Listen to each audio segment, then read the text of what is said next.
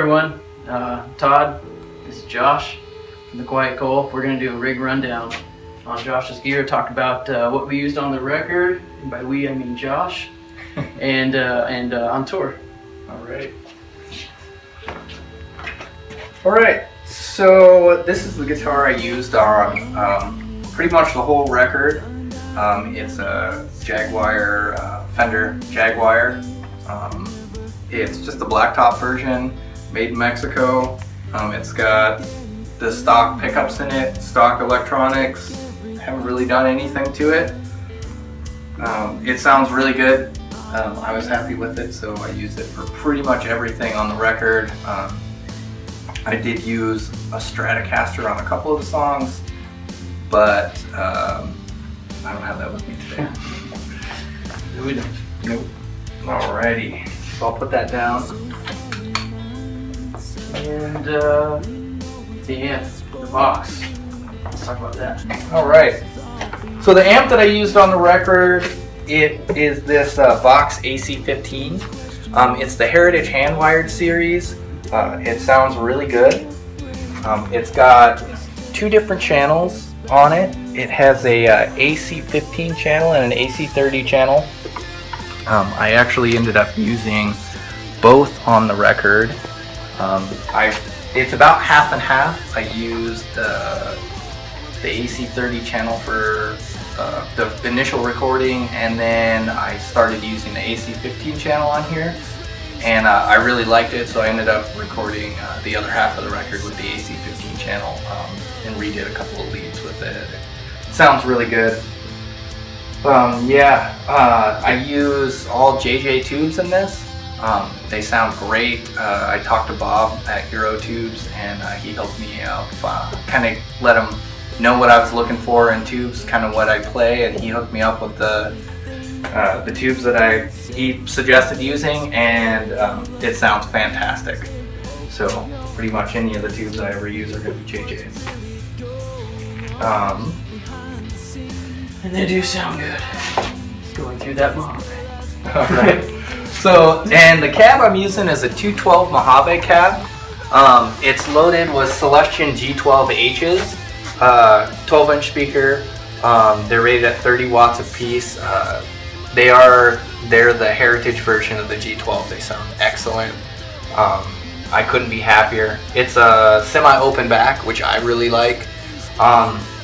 I also love the fact that it's a 212 because it doesn't break my back to carry around to different gigs and stuff. So yeah, I use it live and for recording, and I'm really happy with it. And brings us to the pedals. The gold.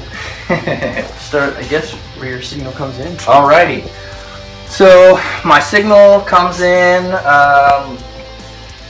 to the Vox Wah. It's just it's your standard version of the Vox Wah. I think it cost me $100. It was great. It sounds great, and I really don't want a different wah. I like it. After that, I go into the Blues Driver. It's the Boss Blues Driver, but this has been modded by JHS, and it sounds really great. You can get anything from a clean boost all the way up to it does a full-on distortion, and then it actually has this switch here, which gives you an octave fuzz sound to it, which is outrageous. I didn't use that sound any on the record. I did use for a clean boost and then a standard overdrive, and it sounds really good. I'm really happy with it. And it's got a sweet blue light, which pretty much makes everything. That's not too common. Yeah. And then, so from there, I go into, I'm using all Planet Wave patch cables, by the way. I've been happy with Planet Wave patch cables. I love them. And so I pretty much use all of that. I think all of them are Planet Waves, which is great. So the next thing I use is the JHS Angry Charlie. This is 90% of my dirty tone throughout the entire record.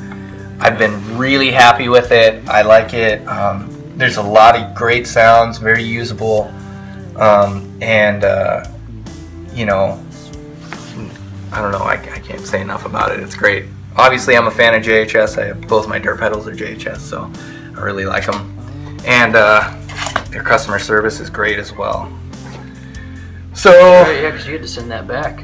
Yeah, I actually got it off of Craigslist. First practice with it, I stepped on it, it stopped working. I called them up, and literally they're like, send the pedal in. Got a new one a week later, paid for all my shipping, didn't have to pay for anything. I mean, they were great, and I haven't had any issues with this one. So from there, I'm moving right into the Dan Electro Cool Cat. It's a chorus. I don't really use it much for chorus. I just like to get some modulation. I got my my chill turned all the way up, which is basically your modulation, and then the speed turned all the way down. It just kind of fattens up the signal a little bit, gives that real slow detune, and it sounds great. I really like it. I use it on quite a few leads live. I don't really use it in the studio any because I can do all of that post, but yeah, for live it's pretty essential. I don't think it'd ever come off my board. It's the only Dan Electro pedal you're allowed to have. That's the only one I would ever have. And eventually I'll scratch that off. Good thing I'm not going for a Dano endorsement. Yeah, we haven't hit rock bottom. We're not doing the casino circuit. Alrighty. After that, I go into the Empress Super Delay, which is a very, very large part of my tone and my sound. If you're not familiar, Empress is a company out of Canada. They sound great. It has tons and tons of options. I haven't figured all of them out yet. It's great.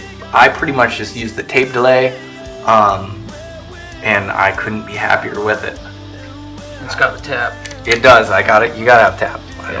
People who don't have tap. Yeah, anyone watching this, particularly local bands, if you're using delay live, get a tap. Spend the extra money and get a tap tempo. Gotta have the tap. So from there, I go into my reverb unit.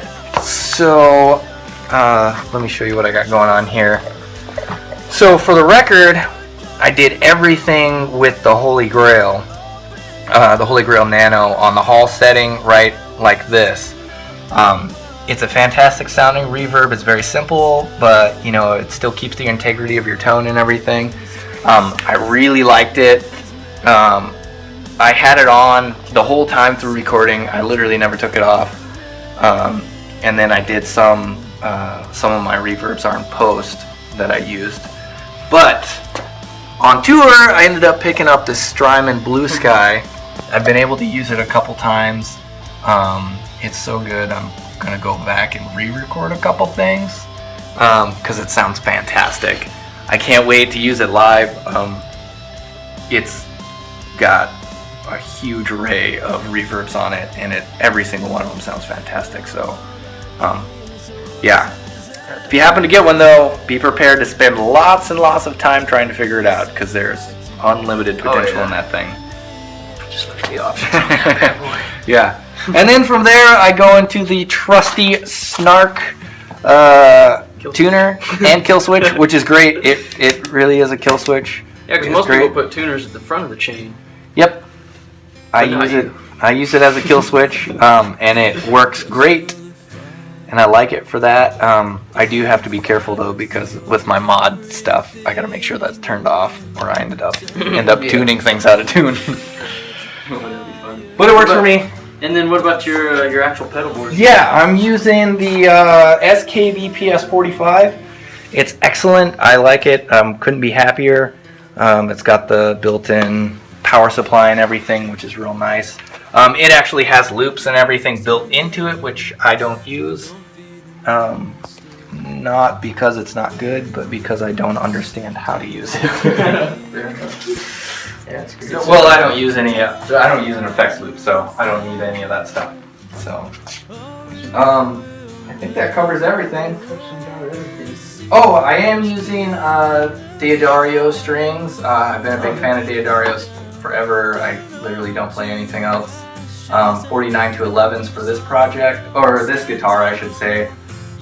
Some of my other guitars I use heavier or lighter depending on tuning. But for this record it was 49 to 11 the whole thing, including the Strat. And yeah, I'm really happy with the Adorios. They last the longest for me and I don't break them, so. Consistent string. Unless it's the first night of tour and you just grab your string and rip it off the guitar, because that's cool. That was fun. Alright guys, well that's Josh's setup. We'll cover some more gear here later, but until then, look forward to the CD. It's coming out tentatively November, and by tentatively I mean it has to happen. So we got a little more studio time and then it's coming out, so keep in touch.